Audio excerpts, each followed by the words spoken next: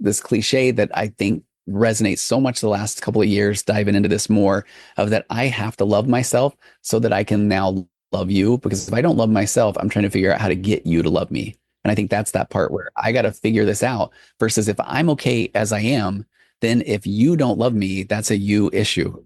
And I can be curious. Well, tell me why. Yeah, tell me, help me understand.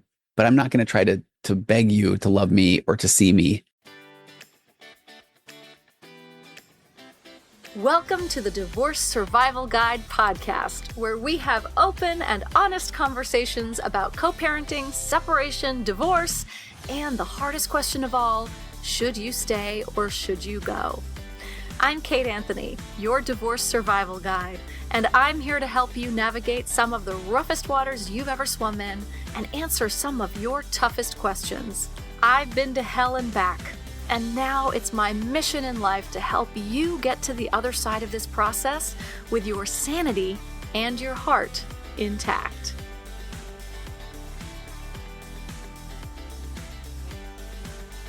Hey everyone, welcome back. So today I have back with me my dear friend and colleague, a listener favorite, Tony Overbay. Tony is a licensed marriage and family therapist, a certified mindful habit coach, and he's the host of 2 award-winning mental health podcasts, The Virtual Couch and Waking Up to Narcissism, with over 12 million downloads across 150 countries and more. There's so much more about Tony and what he does and how he does it. So make sure you go over and check him out on Instagram, TikTok, and on his website, TonyOverbay.com. But today we are talking about this concept of differentiation. So at its core, differentiation is the ability to say, this is who I am, and to stay rooted in your identity, your beliefs, your emotions, even when others might pressure you to conform, might not like who you're saying that you are, what you're standing in, right? It's the opposite of codependency, really. It's about holding on to yourself while staying connected to others. In this episode, Tony and I dig really deeply into this concept of differentiation and how to navigate conflict, set boundaries, have authentic intimacy in the context of differentiation. So really incredible, amazing work that Tony is doing with this concept, and I'm very excited to share it with you. Without further ado, here is my conversation with Tony Overbay. Tony, I am so happy that you're back on my show. As always, I adore you. The feeling is mutual, Kate, and I'm kind of giddy. I'm going to try to be very professional, very calm. Excited for whatever it is that we're going to talk about today in a very professional way. They're just so funny. Why are you giddy? Okay. Are you just punchy today?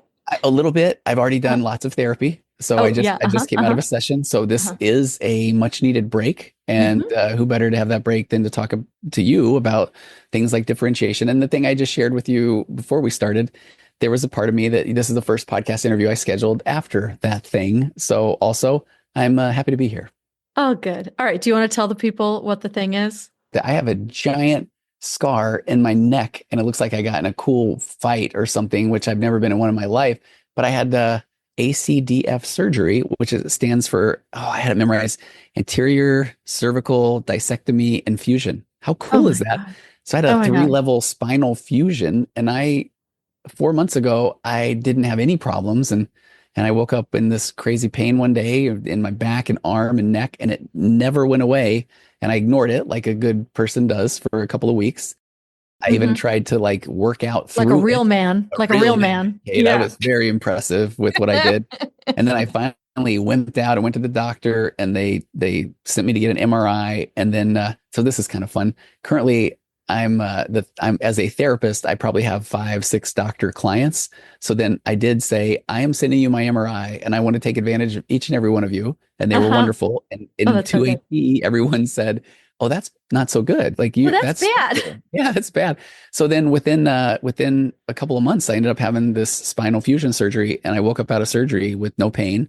And it's just a trip to think in the span of these 3 or 4 months, I went from fine. I'm invincible, will live forever. And I was a 55-year-old still ultra marathon runner to then I wake up one morning and 3 months later I have spinal fusion and who knows what the future will look like, but I'm excited about it.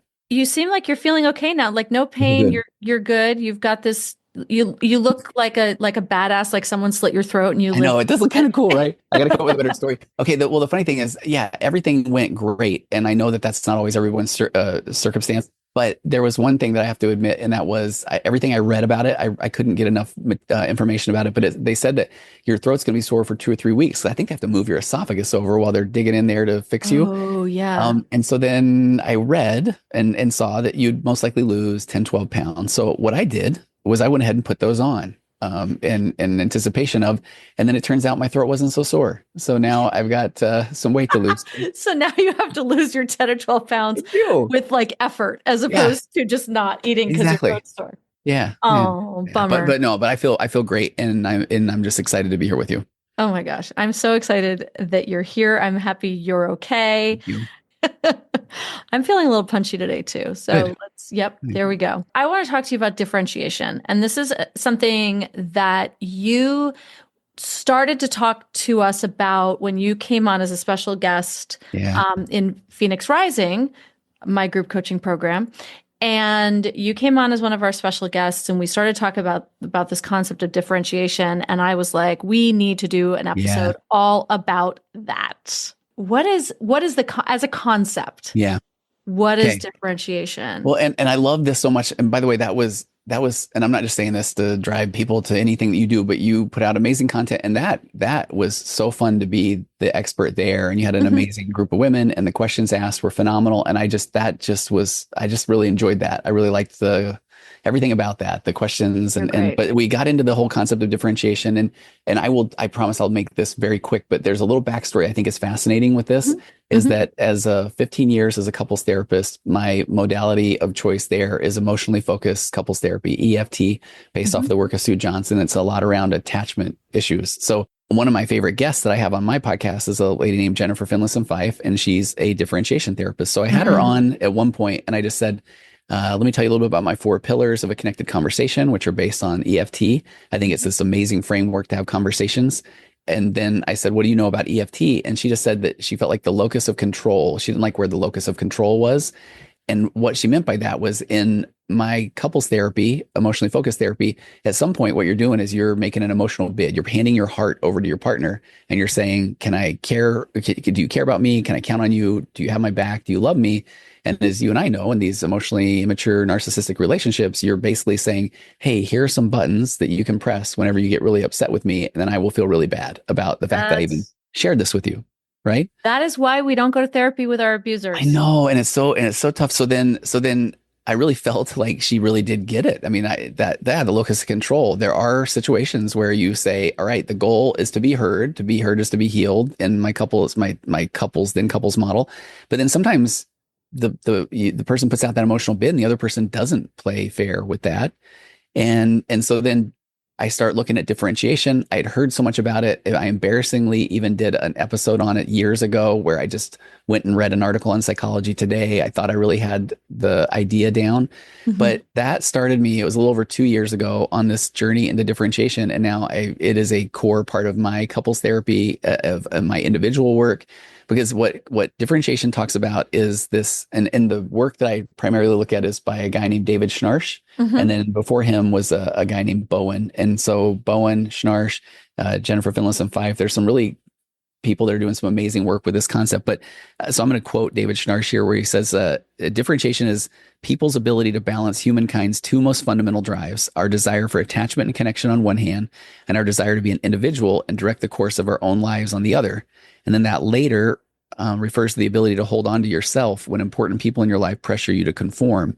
And what's so fascinating about this is I think that we all, for the most part, get in relationships, especially young, and we are codependent and enmeshed. I'll use my Mhm. hands here, Mhm. Yep. and it's because we just so desperately want to be in love and in a relationship that then even when somebody says something that we don't necessarily agree with, we just think, that's not a big deal, or I bet you I'll warm up to that idea. And so if somebody says, hey, do you like sports? And the other person doesn't, but they like that person and they're afraid if I say I don't like sports, that person will leave. They're like, I Mhm. love sports, and then, Yeah, it's right. great. And then Uh-huh. they're like, oh, Uh-huh. who's your favorite team? Well, who's your favorite team? And you're just playing this Uh-huh. game.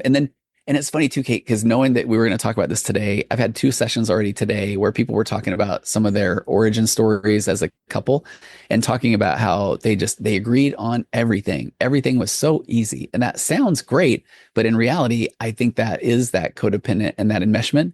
And Mhm. so a lot of Mhm. times the relationships are easy until then you start moving forward in the relationship and you stumble upon things like financial issues, kids, jobs, family issues. And now all of a sudden, oh, I do have a different opinion than this person, but then I don't know how to express it. And when I do, then that person's like, I can't believe you think that, or I thought you told me this other thing. So there, we're trying to become autonomous. We're trying differentiation is where one person ends and the other begins. But in the Mhm. middle is so much invalidation that then all it takes is somebody that cares, that we think cares about us or we care about, to say, I didn't know you felt that way. And then all of a sudden we're back into enmeshment. Well, actually, maybe I just spoke too soon, or maybe that isn't as big a deal to me. So I'm not standing in my own sense of self.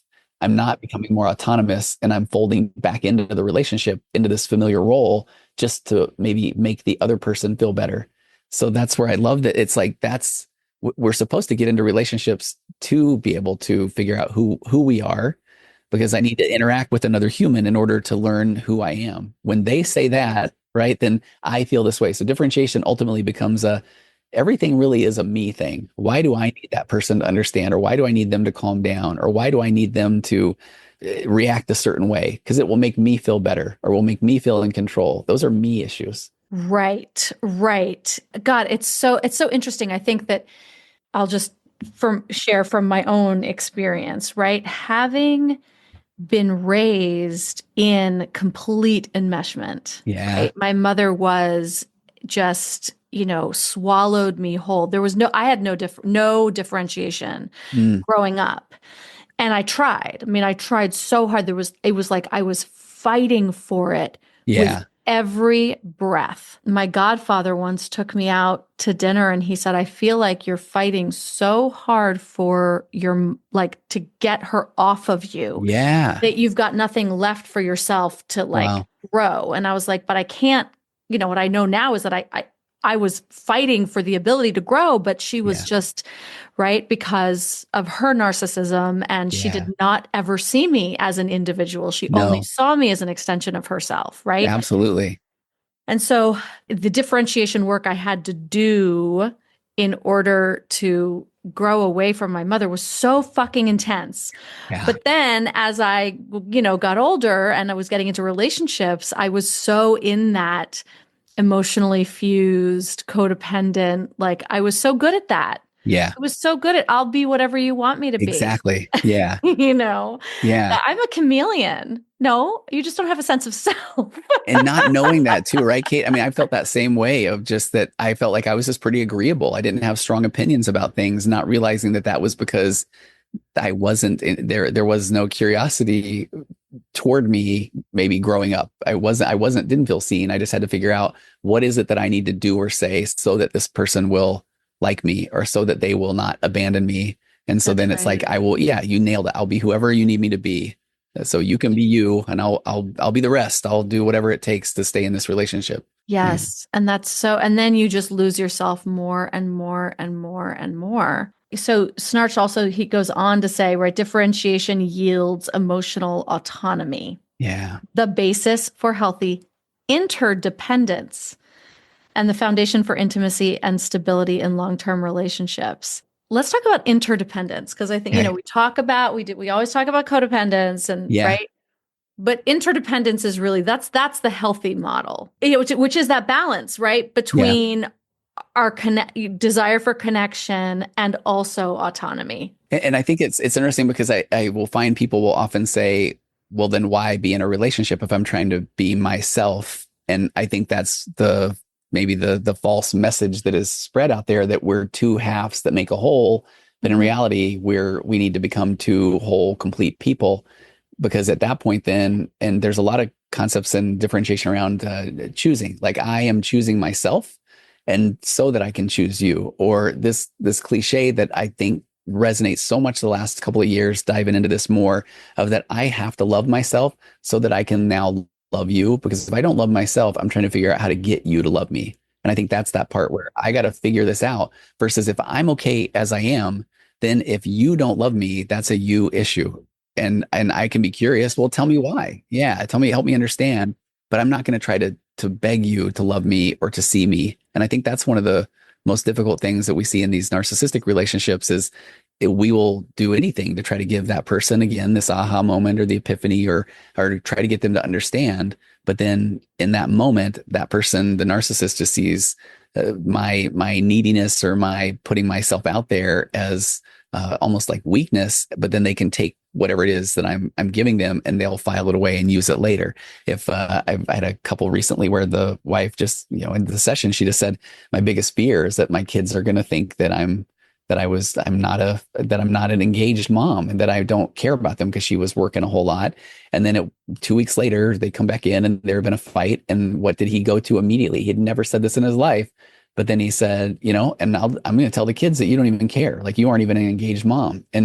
And that's the part that just breaks my heart. So it's like I'm putting myself out there and then that person's going to take that and use it against me. So then the person in her position without this concept of differentiation needs to at some point learn that, okay, that is a me thing. I don't want the kids to feel this way. So then what can I do to make sure that they don't feel this way? Because I can't count on my partner having my back. As a matter of fact, I just watched now that the very thing that I gave him from a place of vulnerability, now he weaponizes and uses against me. Yeah. And this is the part where, Yes. in those interactions, and I think this is where we were going in your training, was that sometimes people don't feel like they can get out of a relationship. And I think we were saying that I know the work that we do, I would love to tell people what to do, or, this is what I see is going to happen. But then you're dealing with real individuals who are stuck. And sometimes they feel stuck because of finances, family pressures. And so then if they don't feel like they have options, becoming more differentiated within a relationship can be something to keep an eye on. So if this person's telling me they think this is who I am, ultimately I am the one that gets to be the judge of that. And so I get to decide if that is who I really think I am. Maybe I can give more concrete examples or Yeah. okay. Do. Okay. So let's go down, and I'd given you this handout that I think is so phenomenal. And Great. but Schnarch talks about these 4 points of balance of differentiation. And those to me, it seemed like each one of those became a 3 or 4 month just journey in understanding each one of these, because they become really important to get to what we'll talk about toward the end today. But the first one is, he says, you have to develop a solid but flexible sense of self, which means you need to know who you are without needing others to tell you. And you can self-confront to become a better person. And I think I might have debuted this in your group, Kate, where I don't know if I said that there, but I even want to put a math formula on it. And I want to look at this like I want to help a client have a 90% solid, 10% flexible sense of self. So what if 90% of the time I feel good about myself? I'm leaving 10% open so I can take anyone's feedback, criticism, because I want to be the very best me. But what if 90% of the time I'm going to respond back with, thank you, I appreciate that, period. And not, because I feel like if I have a 40% solid, 60% flexible sense of self, then I'm back to this. Okay, just tell me, like, what do you think I'm doing? Okay, I'll work on that. Or what do you think I need to do better? And so many of us, I think, are still stuck in this mode of, I want to know what other people think about me so that I can become better, which is okay. But we have to operate from a place of, but what if I start from a place of, I'm okay, I'm good. I often talk to very sort of basic, sort of pedantic version of this is that I often talk to my clients about, like, when your abuser is trying to, like, kind of tell you who you are, kind of thing, or saying like, well, you're this kind of person or you're that, and you're not. It's as if they're saying that you have green hair. Yeah. And if you don't have green hair, your response is, I don't know what is going on with you, Exactly. but, like, I know that this is not true for me. Yes. Right. And I like Yes. the idea that we have 90% of it, that much sense of self, that I know who I am. I'm good. Yeah. That when you say something to me and you, like, ascribe something to me that I know is not true, that I can go, thanks for sharing, but no. Yeah. And 10% flexibility to be like, oh shit, you know what? I hadn't really thought about that. Exactly. And I love that. Because Interesting. Yeah, because I'm going to I take a look at want to that. be. Yes, and Hmm. that's and I want to be the best version of myself. On that first point of balance too, I got to share this. This is Yes. funny to me. I'm not a huge fan of the love languages. I make the joke that most therapists aren't, but they're used constantly, and it's because they're not an evidence-based set of tools. Now, if they're used as a muse, then I think they can be great. But then people take them and they weaponize them. Yes. And what Schnarr says at one part in that first point of balance is he says that you need to learn how to self-validate rather than rely on external validation to feel good. And right out of the gate, he says external validation includes things such as words of affirmation, physical touch, having things done for you, requiring things to change before you're willing to change. But I will tell you, most, and I'm gonna do a little bit of close to all or nothing, including myself. Most of the guys I work with identify their love languages as words of affirmation and physical touch. And Uh-huh. so Uh-huh. I even did a whole episode on this at one point that I thought I was so clever. And then a lot of the women in the relationship were maybe acts of service and quality time. And so then the guy will eventually then go over and say, okay, I will spend more time with you and I will do things for you. So can you now come tell me how awesome I am and want to So have sex with now me? give me sex. Yeah, exactly. Right. Right. But then Right. what this made so much sense is that so when a guy doesn't feel good about himself in this scenario, then he's saying, I don't feel very good and I'm not probably being my best self. What would make me feel better is if you tell me how awesome I am right now, even though I'm not being very cool, and if you desire me, even though I'm absolutely not being desirable. If you do those things, I'll feel better. So what did I just do? I made you in charge of my well-being, my emotional well-being. And then if heaven forbid, then she eventually feels pressured to do so. Now I feel great. So now why don't you even do that more? Because now I am so awesome and desirable. So it puts the woman often in this position of what we learn duty sex, pity sex. Okay, I'll do this so that then he will Yeah. stop being such a jerk. You Or ever seen that yeah. case? So have I ever seen it? Yes. It's called sexual abuse, actually. Yeah, okay. Right. It's Yeah, coercion. It's sexual coercion. coercion. Yeah, And it's emotional manipulation, for the sake of a blowjob. Like, I hope you enjoyed that blowjob, but like, really, you got it under duress? yeah, Does that make you feel good about yourself? Probably. They're like, I don't care, whatever, I got it. Oh my God. All right. Well, I want to take a quick break and then I want to continue on with the 4 points of balance. But we're going to take a quick break and we'll be right back. So, guys, we all know divorce is hard. Co-parenting, even harder. That's why most of my clients use our Family Wizard, the #1 most referred co-parenting app out there. Our Family Wizard eliminates misunderstandings with a secure, uneditable messaging system, which is the best way to document communication for court. If you need to share schedules, expenses, or important updates, it's all in one place. No more he said, she said. Plus, with features like tone meter and detailed activity logs, it helps keep communication civil and accountable. When people know their messages are permanently recorded and reviewable, they tend to stay more in line. Courts, attorneys, and therapists recommend it because it works, helping co-parents stay organized and reduce conflict. So, ready for smoother co-parenting? Go to kateanthony.com/OFW today and take control of your communication. That's kateanthony.com/OFW. Are you feeling stuck, overwhelmed, or unsure about your next step in the divorce process? You don't have to do this alone, my love. If you're listening to this podcast, you already know that I am a pioneer in the divorce coaching industry, and that for over a decade, I've helped hundreds of women navigate some of the toughest decisions of their lives. Until recently, I only worked with clients in a long-term private capacity. But I know that not everyone needs or has the ability to commit to long-term coaching. Sometimes you just need clear, focused strategies to move forward. That's why I now offer targeted 3-session strategy packages designed to give you the clarity, direction, and confidence you need without the long-term commitment. Whether you're deciding whether to stay or go, uncovering and healing from abuse, or dealing with a high-conflict divorce, I will help you create a clear roadmap, develop a plan to work with your attorney, saving you time and money, and help you navigate difficult conversations with ease. All coaching is done on Zoom, so no matter where you are, we can work together. No consultation call is needed. Just fill out a quick questionnaire and I'll get you all set up. Head on over to kateanthony.com/strategy and take the first step toward a stronger, more empowered future today. That's kateanthony.com/strategy. And I'll talk to you soon. Okay, we're back. So before the break, we were talking about blowjobs, I but was gonna say um, that was the this is what happens when Tony and I get together. hey. We go anywhere.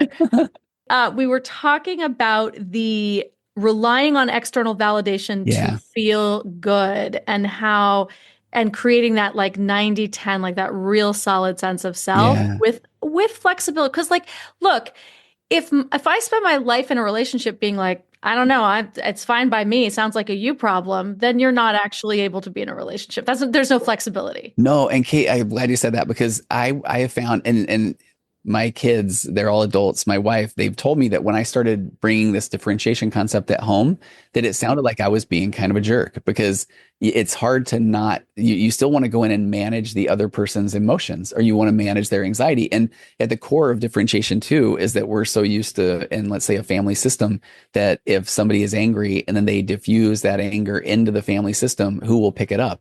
And I even think about this where I've been in meetings before back when I was in the corporate America days, and somebody would say, we need somebody to do this thing. And then it's the tension in the silence is that then who is the one that can't deal with that? So then they say, I'll do it. So it literally is like, what do we do with our discomfort? And so often I see amazing, wonderful parents who have meaning well enabled their kids that then when their kid just really gets upset or angry or doesn't know how to do something, the parent now knows what to do with that anxiety. I'll take care of it. I'll take care of it. I just want you to be able to do things that but then the kid now just got out of their discomfort. The parent then took care of whatever it was. And I'm not saying, I mean, I do this to a fault in my own life, but then it creates it's a bit enabling. It can be. Absolutely. Yeah. Sure. Right. Absolutely. Yeah, Yeah. absolutely. Yes. My ex-husband he had that in his life where he felt like anytime he had any frustration with something, his dad would be like, "Oh, stop it. I'll just do it." Right. But his Yes. dad did it in anger. And Yes. so he always felt like he could never do anything. Yeah. Right? Hmm. Instead of allowing him to suffer through and like suffer through the frustration, his dad would come in and sort of do it for him, but also make him feel Bad. stupid, Yes. you know? And that's where it's like if I'm going to say I'm going to do something, then I need Mhm. to do it and not say, okay, I guess, because that's me also wanting validation for this Mm, thing I'm going to do. And yeah. so often people will do things because they want validation. And it's interesting when you look at that validation bucket, that gets pretty wild to look at all the different things that you would never think fall in the bucket of validation. Hmm. But really sometimes I'll have people to say, but I just need to go tell them, I need them to understand that this isn't okay. But then if they're not curious, most likely they're not going to understand. And that's what I'm going to give them an attack surface for them to then tell me how wrong I am. But ultimately, I need to know or I need to understand this thing isn't okay. That's what I say all the time. I'm like, Yeah, if you are just everything in you is like, but he needs to understand, chances are the person who needs to understand is you. absolutely. And that's so good. That is. And Right? that, Because it's he already knows, right? He mm, already knows, or if he doesn't know, he doesn't care. yeah, So what are you going to do if you don't know it, right? If you actually had to sit in the discomfort of yes, like actually absorbing what that means for yourself, what different decisions might you make? absolutely. And I love that because, and I typically I want to start from this place of we have to embrace that this growth comes from discomfort. In my couples work, I'll often say we're so afraid of contention that we avoid tension altogether. That's where some real growth Hmm. occurs. And then as an Yeah. individual, we're so afraid of, of just like feeling bad. We want certainty. Our brain craves certainty. And then if we don't feel certain, then we're uncomfortable. So then we got to get rid of the discomfort right now. And how do we do that? We either diffuse it into a relationship or we caretake somebody else or just to make ourselves feel better. But when you can learn to just build in that pause, notice the feelings, yeah, that discomfort can really be a guide. And I'm saying it like I'm Hmm. some pro. I mean, I've been a therapist 20 years and I'm barely figuring out the growth through the discomfort thing, I think. So that's what's been fun about this. Okay, I want to make sure the second part. So we got that solid, flexible sense of self. The second one is one that I overlooked for quite a while, and I just jumped to the third. But the second point of balance is having a quiet mind or a calm heart, which is the ability to self-regulate and self-soothe your anxiety without expecting somebody else to do that for you. And so this is where I think it is so important that when you start to really show up in a relationship as yourself, try to be more autonomous. People are used to us filling roles. Our we like these patterns. We like familial patterns, and we typically play a role in a family system. This is Mhm. where we could even, maybe we should do another one on my podcast. We'll talk about narcissistic family systems, because that's all the roles that are played there. So when somebody Yes. starts to work on differentiation, it isn't like everybody applauds and sends them presents. It's people try to figure out a way to get them back into that place where they're at. So when Yeah. people start to show up differently, then the people in the narcissist in their lives will push new buttons, and it can even be pretty bad ones. Like, I don't even know if I want to be around anymore, or, and all of a sudden they're trying to put that on you, whatever it Yes. takes Oh, to get you oh, back right into that uh-huh. role you Yes. All played. the so common. Right. And so those are scary ones. So then this one Yeah. of where I got to learn to quiet my own mind and calm my own heart, self-regulate and self-soothe, because what the narcissistic person's trying to do is get get your amygdala hijacked, get your heart rate to elevate, get you to lose access to your good old prefrontal cortex so that you will jump back in and to fight or flight mode, and just, okay, fine, I'll do it, and then, Right. yeah. And That's right. that part breaks my heart. So that's where we're going to need to do some things like good old mindfulness, meditation. But I've got a person I'm working with now that's doing some amazing work with somatic healing, and they were Mhm. talking about even this version of self-regulate, self-soothe is like, it might be going to like a rage room and breaking a bunch of stuff, or it might Love be, it. That's yeah. right. Have you done That's it? Have you right. done that yet, Kate? Have you I done have anything like not, but that? I recommend it to clients Oh, all me the too. time. I I'm want to like, do it find so a rage bad. room. And they're like, a what? I'm like, it's a room where they give you a hammer and you just break shit. And they're like, oh. I got it. I want to do that. I do. So whatever you have to do, because I think that gets you to the third point of balance, which is grounded response. And again, each one of these is so important because Mhm. that means managing your reactivity. And I think typically, we think of, okay, so I need to learn to not overreact. But I think even the bigger part of that, though, is also I need to not play small. And I think that's what happens so often.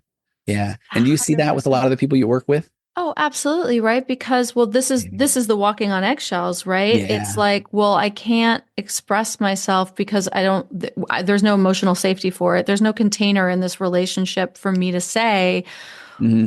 what it is that I need, and so I've got to like, it's okay, I'm fine, right? Yeah. We are sort of under, we're over functioning Yeah. and like, under reporting Yeah. our feelings because it's just not safe or there's just no space in the relationship for us to do so.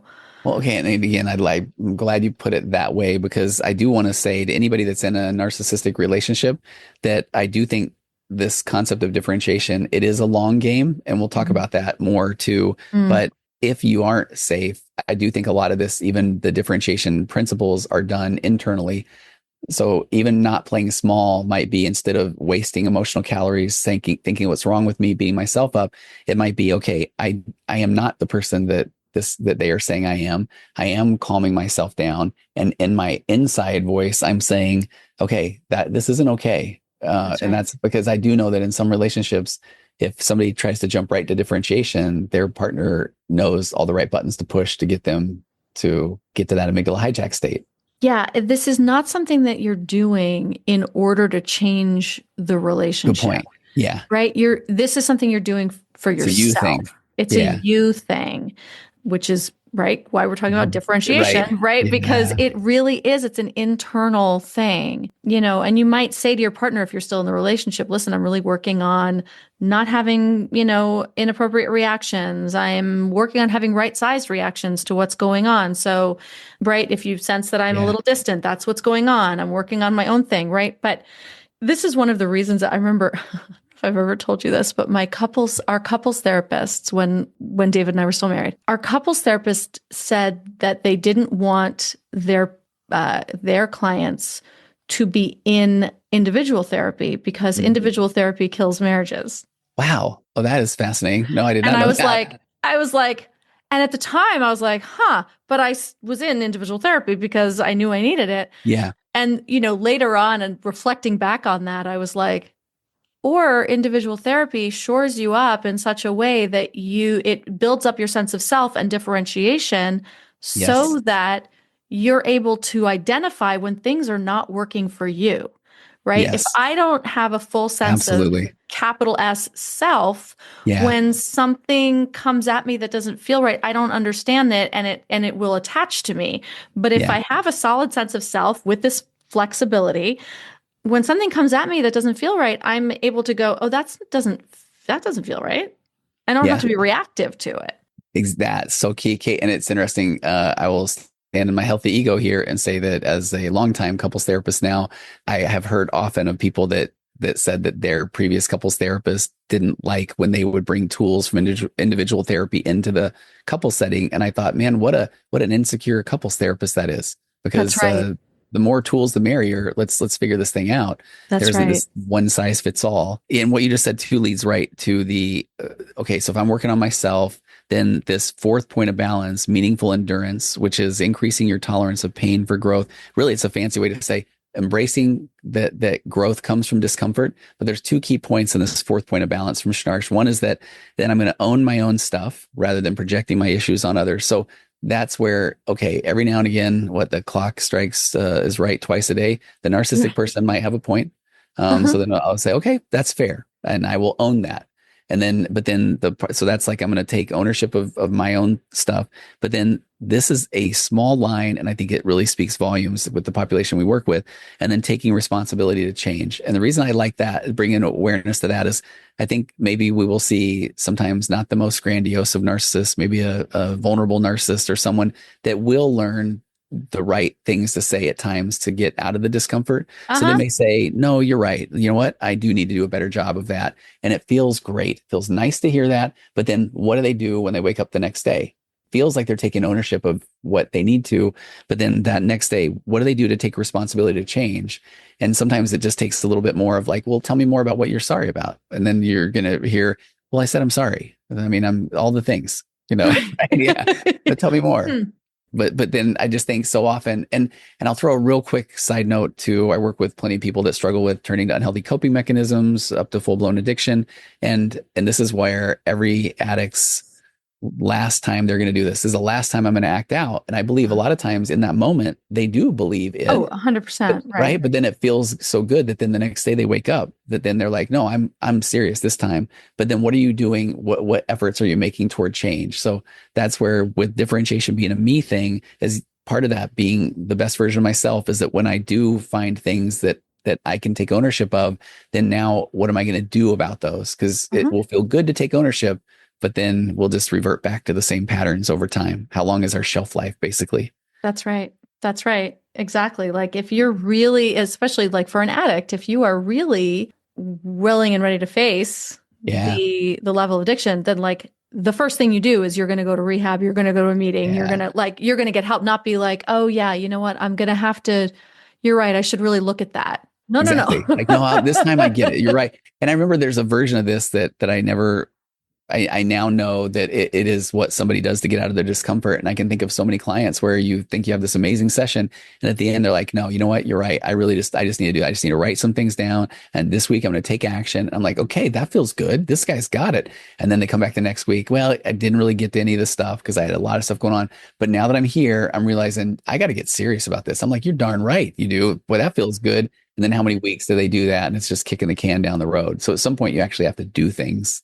That's right. And how often do we see that in relationships, right? Oh yeah. Okay, so Yes. I want to say the couple of things that then, so those 4 points of balance, I just feel like that is such a wonderful thing to work on. But then Mhm. where I think it can really become important is, let's say you do that enough that you do feel like you have a pretty good idea of who you are. And then Yeah. that's where it starts to be like, I can calm myself down. I'm not going to play small. And what that can look like is, Schnarch talks about two things I think are really interesting. One is he talks about this concept of gridlock. And that's where there are times where then you and your partner both get to this point where you just aren't making any progress. You finally Mhm. feel like you have the courage to express some things that you would like different in the relationship. And let's take counseling for one. So let's say that one partner is saying, I really think now we need to start going to counseling. And the other one says, I don't think it'll help. So in the past, if I didn't have a solid sense of self, then I might say, geez, okay, I don't know what else to do. But the more I know that is the right thing to do. So we're in gridlock now. And Schnarch talks about this concept of constructing your crucible, which I never understood. And now it is the most brilliant concept, Mm. where he says, Mhm. now you're going to take your extract your unresolved personal issues that are in that gridlock situation, and you're going to confront them as an act of integrity. And this is where So my 5 rules of narcissism have always been this: raise your baseline, your emotional baseline, Mhm. self-care, get your PhD in gaslighting, get out of unproductive conversations, learn to set healthy boundaries and know the difference between a boundary and ultimatum. But I would always say that the fifth one, you're never going to give this person the aha moment or the epiphany. But then some clients would get to such a good place where they felt like, if I'm leaving the relationship, I just feel like I just want to say something. And I would always say, are you still trying to give them the aha moment or the epiphany? And Uh-huh. then this concept of differentiation came around. And so I now look at these 5 suggestions I have of almost like part of this becoming more differentiated, solid sense of self. And so now the person is going to say, they are going to express things because it's the right thing for them to do. And if they don't express them, they feel like they are betraying themselves. But the biggest key is it's outcome independent, that it's not doing it for the relationship, you're doing it for yourself. So I go back to this example of, if you can die on the hill of, that counseling would be necessary for me and for my relationship, but your partner keeps saying, I don't think so. You can keep going back to that. That's your crucible. So I'm taking my unresolved personal issue, I'm confronting it as an act of integrity, because they could say all kinds of things like, well, I don't think it will help, or we don't have the money, or we don't have the time, or will you go by yourself? All of those start to become ways you now know they're getting out of their discomfort and I'm becoming stronger, and that I know that this is what I need to make me show up the very best version of myself. And so that's where I love that you need those 4 points of balance to just be part of who you are. It isn't, I'm working on them. It's like, this is the I am. I know who I am. I am calm. I am grounded. I don't play small. I'm willing to take ownership of the things I do need to take ownership of, and I will take action. And I do that, rinse and repeat for a while. And then a couple of things happen. One, and these are things I never would have imagined that would be, until I felt like I got to this place. So now if somebody does push a button and it gets to me, it really is a fascinating concept, because I'm good. So all of a sudden it's like, ooh, why did that get me? So now Mhm. there's the work that I get to do, Yes, that's right? right. And then Mhm. the even better part is, now this part of constructing your crucible, as I found in therapy and in my life, there's far more times now where I'm able to I don't know, confront something as an act of integrity, to bring something up in a session or with a person, because it's outcome independent, because I'm saying it because it's the right thing to say. And that does, Schnarch says it will pressure the relationship for growth. But the growth, I think I always assumed, meant that the relationship would get better. But the growth is that I will start to feel better about myself in a relationship, any relationship. And so I Mhm. kind of feel like that's the part where I'm still not saying, hey, everybody, go do this with your narcissistic partner. But I think that the steps of becoming differentiated, even getting to this point of constructing your crucible, can really be empowering, because you know that you're okay. And these are the things that I think and want and feel. And Mhm. if I do get to the point where I feel like I can express them, then I'm going to feel good about the fact that I expressed them, even if my partner isn't curious or doesn't want to join me in this process. It's like, Mhm. I will feel good that I put that out there. But this is where I want your expertise, Kate, because I don't want to put somebody in a position where their narcissistic person will then, I don't know, that could use it against them. Well, I was gonna ask you about this because it's like when sure it's outcome. So the example that you gave, right, about like we need to go to couples therapy, right? And when your partner says like, "No, I'm good. We don't need that." But if that is your crucible, if you're like, Yeah, in order for me to be in integrity in this relationship, yeah, we have to do the couples work. It doesn't feel outcome independent yeah. You're right. because you do need the other person to do something, Okay, right? And yeah, if they're not going to do that, I guess it's like, is that's it. what's your bottom line? Is that That's your it. bottom line, your deal Yeah, breaker, where you're yeah. like, well, I don't know what to tell you because if we don't do therapy, I can't actually I go any can't keep doing further, this. Yes, right? and you're so spot on, Kate. I'm glad you talked that one through, because then it has to come in our good old friend boundaries, and it can't be you need to understand that this is, important. It's if you don't do this, then I am going to leave. There's And a and what's consequence. right, Yeah, there's a consequence. And what's yeah. unfortunate, or I don't know, I won't put a label on that, but you often see with the extremely immature narcissistic person that then, when one finally does start to act on their boundary, then the person, oh, Oh, okay. wait, no, I want to go to therapy. I want to go to Yeah. therapy. I want to go to therapy. Interesting. Oh, this is what my ex, I always talk about this, poor God love him. But, 2 or 3 weeks after I finally said, like, I am done, he came to me and he said, Kate, I'm just so sorry. I never thought you'd leave. And I was like, huh. Oh, yes. you knew it was bad. Yeah. You knew that you were treating me poorly. You just didn't think you ever had to stop because you actually never thought I would Right. do this work of differentiation and shoring up my sense of self to be able to say, if this doesn't change, I'm leaving, and actually Actually follow through. do Like it. you never thought I was going to do that. And look, for good reason, because for 10 years I had not. I know. Right. Right. But man, how honest was that? He's like, I'm so sorry. I just never thought you'd leave. Like how transparent, right? Well, it's so funny because that's the stuff that I don't know whether to say, oh, good for the transparency, or it's the part where the person doesn't even understand like What he how just said. yes, exactly. Like Don't know. okay, now I have to just fun war stories here. I had one recently where I was explaining triangulation and I was saying to the guy, I said, okay, but I went and asked all my family and they also agree that their wife is something. And I said, oh, that's triangulation. That's manipulation. That, this sort of thing. He's like, oh yeah, no, totally. I was like, oh, no, I think you missed the point though. That's bad. That's bad. Right. Right. That's Yeah. not a good It's thing. not a good thing. No, I'm not praising you that you were very good at triangulating. I was saying that was a bad, I guess so to a narcissistic person, they're saying, hey, I'm like really good at this. The therapist said I was one of the best triangulators he's ever seen. Right. Exactly. Woohoo, gold star for Right. triangulation. Gosh. So, okay. So but the differentiation thing is so fascinating because at that point, you're right. It's funny because what Schnarch will also say is and at first I took a little bit of exception to this, but he said, it was something to the effect of, if you think you're more differentiated than your partner, but you're still in the relationship, then you're kind of not. And what I think is really interesting is if Right. I'm watching one person trying to help them and the person won't come to couples therapy. And so I'm working with the individual and they are, raising the water of the relationship is the theory that then it will give a chance for this other person to show up different. I'm still struggling right now. Maybe I'll come back on in a year and I'll say, oh, okay, here's what I was missing. And I think the answer lies in that if you get yourself to this point where you now realize the things that you want in a relationship and it's okay.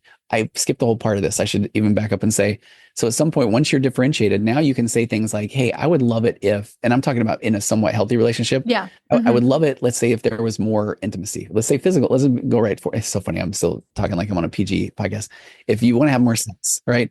And you now realize that, okay, I have been immature in my ways that I have shown up before, that there has been manipulation, coercion, doing it, wanting validation through sex. But now if you realize, okay, I now understand that that is not a healthy way to show up in a relationship. But now I recognize that, hey, I've chosen myself that I know that this would be important to me. And now I'm choosing you. I really want to have more sex with you. So at that point, then when you really are in a healthy differentiated relationship, I'm almost back to, I have made that bid. And if that person says, that's not something I can offer you right now, then I have to respect that. Now if they say, but I don't want you to get mad at me, then I've had those situations now where I'm saying to the person, well, okay, yeah, that's fair. He can still be frustrated, but that's a him thing. And now he can deal with that frustration. But the fact that he was able to express that from this place of calm confidence, and now that, okay, that is something that he's interested in. Now you get a chance to deep dive and say, okay, what is it about the situation where I don't want to do that more? Because now I can explore because it feels safe in the relationship. Right. Right. That's right. Yes. That, And and it that, can be, that's and I think that's right. Right. Now it's more neutral, but of course, yes, Tony, like the past isn't done. Right. And so, exactly. right. It's not, you can't be like, oh, I'm sorry that you can't put back together the smashed plate with your apology. Right. So then I think it becomes, in my mind, it like the healthy Yeah. response would be, what do I need to do to make you feel safer in that way? And that's How it. can I heal what I have done? I understand. I've said the words of apology. Now, what actions can I take So good, to Kate. heal this? Yeah, because if Right? now that partner knows that, okay, this is fair, this is what I think this would be wonderful, and I'm choosing you, but I'm going to respect the fact that if you don't feel that way, I can Mm-hmm. that is fair. But now we get back to, okay, look at us. Now we get back Yeah. to that very beginning where now when you go back to the basis of healthy interdependence and the foundation for intimacy and stability in long-term relationships, intimacy. And I can't believe I haven't said this one already. The saying that just blew my mind, I use it as much as I can, is it takes great courage to know someone and it takes courage to be known. So at that point, then I want to sit with that discomfort of my own and then say, I want to know you. And then if you're saying, I don't feel safe, I don't feel comfortable and having, in a sexual relationship like you would like, but if I'm like, oh, I'm okay, but now I want to know you. So tell me why, because now we're going to get to some real vulnerability and real intimacy. And there's this concept where so often we think that we want intimacy in the relationship, but really we're just looking for validation. We just want the other person to tell us we're okay and that the things we think aren't crazy. And but real intimacy is I want to be known by my partner, and I really want to know my partner, and that will be uncomfortable. And then that growth comes from the discomfort of how to communicate through that, because it goes back to, because we are two completely different human beings that started out thinking we had to be on the same page with everything, codependent and meshed. But it turns out that's kind of silly, because we're two completely different human beings. So then we, of course, are going to have different experiences, thoughts, feelings, emotions. So then real intimacy is choosing to understand who this other person is and allowing them to know who I am. There's our intimacy. That's right. And if we don't acknowledge that we are different people, we can't do that. Mm-mm. There's no curiosity left. Yeah. Yeah, not at all. And that, see, this is ugly. We brought it home. I'm trying to think if there's any of other concepts around differentiation that have been just mind blowing. Well, I mean, one is that concept of that choosing. I really like this idea of, are you choosing yourself every day by then allowing yourself to think and feel the way you do, and self care, and do the things that really, what I call it, raising your emotional baseline. So that then you can choose this other person and know them fully, that you don't need them to make you feel better. You're choosing them because you feel good and you want to have a shared experience. Because I want you. I want you along for this ride. I like, yeah, you as an individual are super cool and awesome, and I'm curious and fascinated by you, and I choose you. Yeah. Are you talking much about your relationship on your podcast at all? I am a little bit. Yeah, I'm Okay, just starting because to. I'm just starting to. Yeah. I think I texted you at one point and said like that, and knowing now the concepts of differentiation is like, that's where I pick up that whole vibe from the seeing the pictures of you guys, of like, you're good. I know Kate is good. Kate likes Kate. And so then it's like, so you are choosing him, and because you have chosen you, and you pick, I Yes. mean, you see that the energy in Yes. that. Oh Is my that, God. Yes. Thank you for saying that. Thank you yeah, for saying that. And it is so true. I don't want to like talk about relationships and then make it all about me, but it's so you. true. Yeah.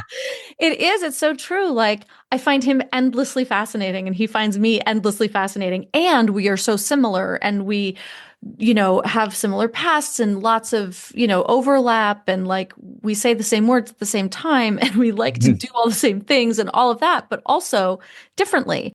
And it's so cool, and it's so exciting and fun. And yeah, it's delicious. And my heart, and That's it good. is that intimacy of like feeling like, oh my gosh, I am so cracked wide open, Yeah. after 8 years of just being like, nope, Yeah.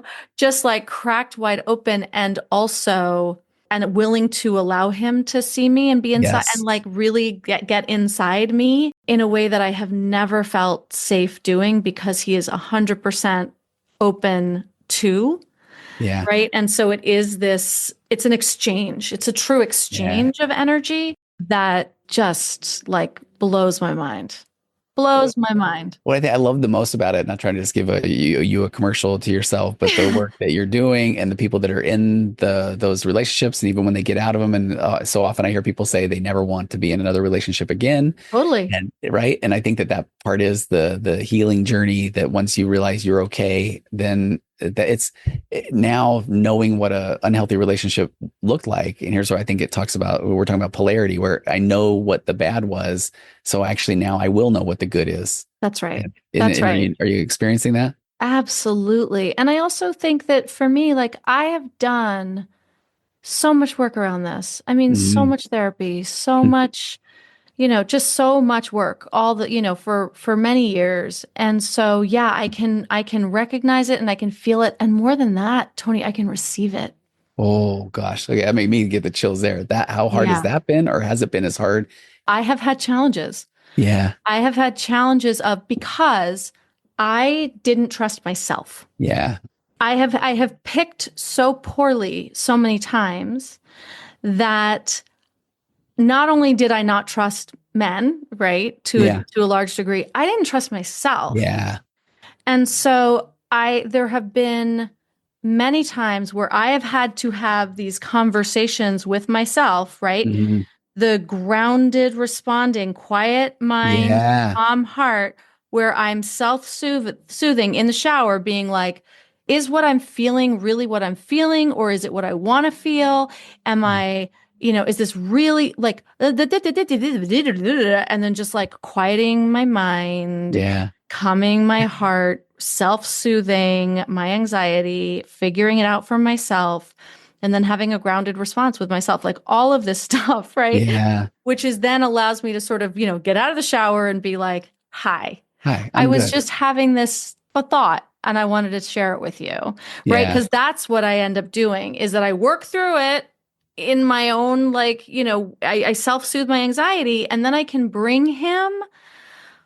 Holy shit, babe, let me tell you what I just went through in my head in the Yes. shower and where I got to. And then I'm letting him into this piece of myself Yeah. that's not like, here are all the broken, shattered pieces, but like, here's where I have been broken and here's where I'm learning and healing. And like, here you go, do with that what you will. And he's Yeah. like, wow, thank you for sharing that with me. And I love you even more for like bringing that to me and like all of that.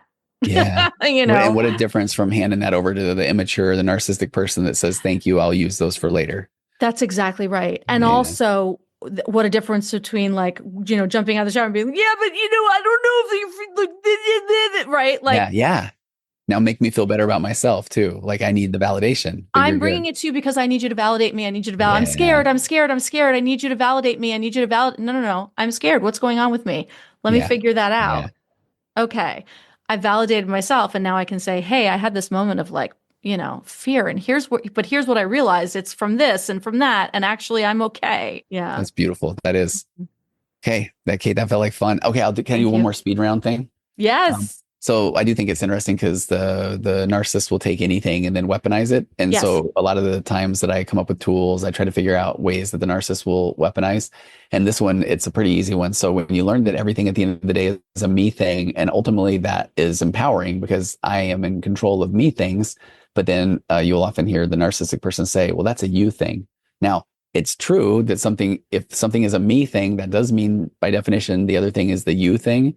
So then I think it's just fascinating though, if I'm aware that something's a me thing, then of course it makes sense that the other thing's a you thing. So what an opportunity for me to then be curious. Hey, tell me about your experience. But you so often hear people just say, throw out now, that's a you thing. Or Uh-huh. like with my beloved 4 pillars, pillar 1, assuming good intentions, where then the narcissistic person says, well, you're not assuming good intentions. So it's so fascinating how they'll take anything and then, oh, thank you for the new tool. And now I will use it against my partner. I appreciate that. Yes. So be Right. aware of that with the world of differentiation, because by definition, if it is a me thing, yes, that is a you thing. But if you are using that against another person, then that's a weaponizing the tool. If I have this strong sense of self, if I am grounded and I have a solid and flexible sense of self, when someone says that sounds like a you thing, I know whether or not it is a me thing, Yep, totally. right? Then Yeah, I yeah. go, no, actually, that's not a me thing. Right, I'm yeah. really clear about But tell that. me what's happening with you right now, because I'm, Yeah. yeah, I'm yeah, curious as to why you would think that was a me thing when it's yeah. clearly like you cheated and my reaction is a me thing. No. Right, right. Well, you made me do it though. If you would have been better, then Uh-huh. so that is a you thing. No, it's Yep. not. No. No, that's not a me thing. That is a you thing. Right. Exactly. Exactly. What's a me thing is what I'm going to do about that. There you go. Tony, I love and adore you. And we could literally Same. talk all day, but you We have a could. client now. Yeah, I do. Thank you so much. Tell everyone where they can find you. Most of my listeners already listen to you, but Very kind. And I tell hear the same off of who me they too. So are. TonyOverbay.com or on Instagram at virtual.couch or at TikTok at virtual couch. Hey, one of these days, come on a live with me on Instagram or TikTok when we answer Okay. questions. You want to do that? Oh, hell yeah. Okay, that'd be fun. Yeah. Those are a lot of fun. I will make sure we do that then. Okay. Anytime, Tony. I love and adore you. You too, Kate. Good to see you. Thanks for tuning in to another episode of the Divorce Survival Guide podcast. If you like what you hear, head on over to Apple Podcasts or wherever you listen in and leave me a review. And don't forget to follow me on Instagram at the Divorce Survival Guide. I'll see you next time, and until then, remember, you, my love, deserve to be happy.